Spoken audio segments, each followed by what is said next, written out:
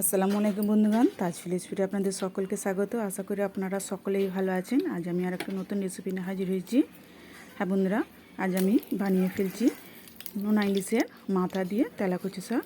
আর এটি রাঁধতে আমার যা যা লাগছে, আমি এখানে উনুনে একটা কড়া বসিয়ে দিয়েছি। দিয়ে দিচ্ছি তেল। তেলটা আমার গরম হয়ে গেছে। আর ফোড়নের জন্য দিয়ে দিচ্ছি দুটো শুকনো লঙ্কা আর অল্প একটু কালো জিরে। ফোড়ন দেওয়ার পর পেঁয়াজটা আমি একটু মাঝারি সাইজের পেঁয়াজ কুচিয়ে নিয়েছি, এর মধ্যে দিয়ে দিয়েছি। আর এখানে আমি নোনা ইলিশের মাছের মাথা গোটাটা নেবো না, অর্ধেকটা নিচ্ছি, বিক্রি করে নিয়েছি। আমি অর্ধেকটা নিয়ে আমি তেলের মধ্যে দিয়ে দিলাম। দিয়ে দিকে ভালো করে একটু ভেজে নেব। বন্ধুরা, এই নোনা ইলিশের মাছের মাথা দিয়ে আর তেলাকুচি শাকের রান্না ভীষণ মজার হয়। আমি এখানে দিয়ে দিন একটু মাঝারি সাইজের একটি আলু নিয়েছি, আলুটাকে কুচিয়ে নিয়েছি। আমি এর মধ্যে দিয়ে দিলাম, একটু নেড়ে নেবো। আর দিয়ে দিচ্ছি আমি আদা রসুন বাটা, দিয়ে আবারও সবগুলি ভালোভাবে নেড়ে নেব।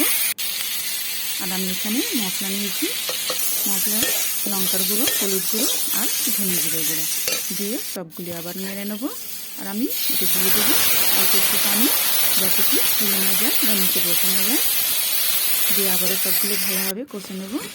আর এখানে আমি যে শাকগুলো বেঁচে দিয়ে আমার পরিষ্কার হয়ে গেছে, আমি ডাঁটাগুলো এর মধ্যে দিয়ে দেবো। দিয়ে ডাঁটা, আলু আর নোনা ইলিশের মতো মাথা সবগুলো একসঙ্গে আমি ভালোভাবে কষে নেব, যাতে কোনো মশলার গন্ধ না থেকে থাকে। আমি সবগুলো ভালোভাবে কষে নিচ্ছি।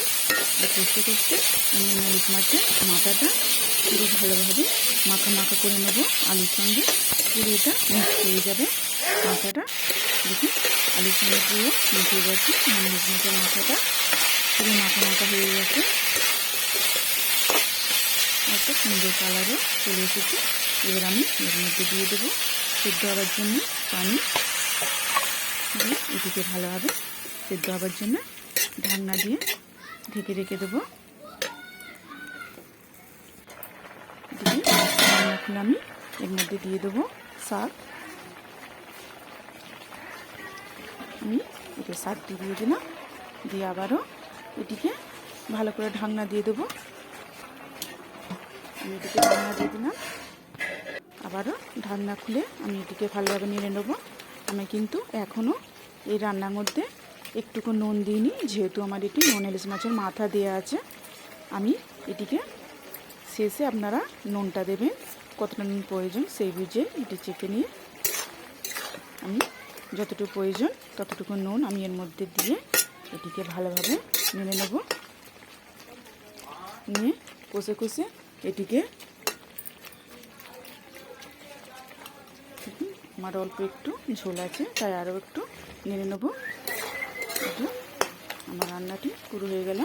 হ্যাঁ বন্ধুরা, ভিডিও যদি আমার ভালো লেগে থাকে লাইক, কমেন্ট অ্যান্ড সাবস্ক্রাইব করে বেল আইকন প্রেস করে অল করতে ভুলবেন না। প্লিজ সাবস্ক্রাইবটি করে দেবেন।